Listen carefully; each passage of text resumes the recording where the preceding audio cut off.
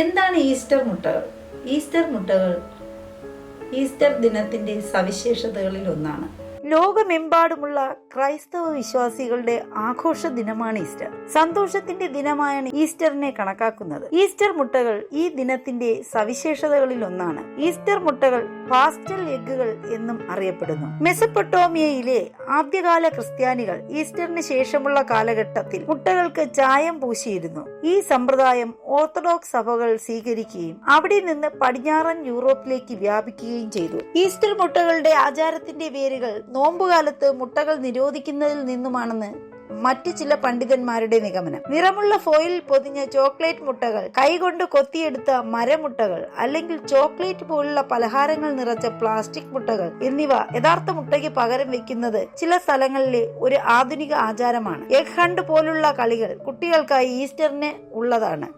അലങ്കരിച്ച മുട്ടകൾ കുട്ടികൾക്കായി ഒളിപ്പിച്ചിരിക്കുന്ന ഒരു ഗെയിമാണ് എഗ് ഹണ്ട്. മുട്ടകൾ പലപ്പോഴും വലിപ്പത്തിൽ വ്യത്യാസപ്പെട്ടിരിക്കുന്നു. വീട്ടിനകത്തും പുറത്തും മറഞ്ഞിരിക്കാം. മുട്ടവേട്ട അവസാനിച്ചാൽ ഏറ്റവും കൂടുതൽ മുട്ടകൾ ശേഖരിച്ച ആൾക്കോ വലുതോ ചെറുതോ ആയ മുട്ടകൾക്കോ സമ്മാനങ്ങൾ നൽകും.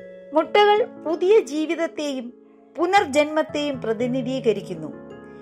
ഈ പുരാതന ആചാരം പിന്നീട് ഈസ്റ്റർ ആഘോഷങ്ങളിൽ ലയിപ്പിച്ചു. മുട്ടകൾ പൊതുവെ ഫലഭൂയിഷ്ടിയുടെയും പുനർജന്മത്തിന്റെയും പരമ്പരാഗത പ്രതീകമായിരുന്നു. ക്രിസ്തുവിന്റെ ക്രൂശീകരണ സമയത്ത് ചൊരിയപ്പെട്ട രക്തത്തിന്റെ സ്മരണയ്ക്കായാണ് ഈസ്റ്റർ മുട്ടകളിൽ ചുവപ്പ് നിറത്തിൽ കറ പുരട്ടുന്ന രീതി പുരാതന കാലത്ത് ആരംഭിച്ചിരുന്നത്.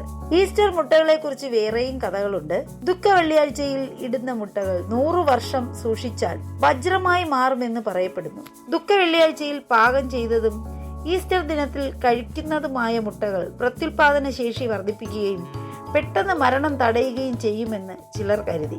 ഈസ്റ്റർ മുട്ടയുടെ ഈ ആചാരം മെസപ്പൊട്ടോമിയയിലെ ആദ്യകാല ക്രിസ്ത്യാനികളിൽ നിന്നും ഓർത്തഡോക്സ് സഭകൾ വഴി കിഴക്കൻ യൂറോപ്പിലേക്കും സൈബീരിയയിലേക്കും പിന്നീട് കത്തോലിക്ക പ്രൊട്ടസ്റ്റന്റ് സഭകൾ വഴി യൂറോപ്പിലേക്കും വ്യാപിച്ചു. കഥകൾ എന്തായാലും ലോകമെമ്പാടുമുള്ള എല്ലാ വിശ്വാസികൾക്കും നല്ലൊരു ഈസ്റ്റർ ആശംസിക്കുന്നു.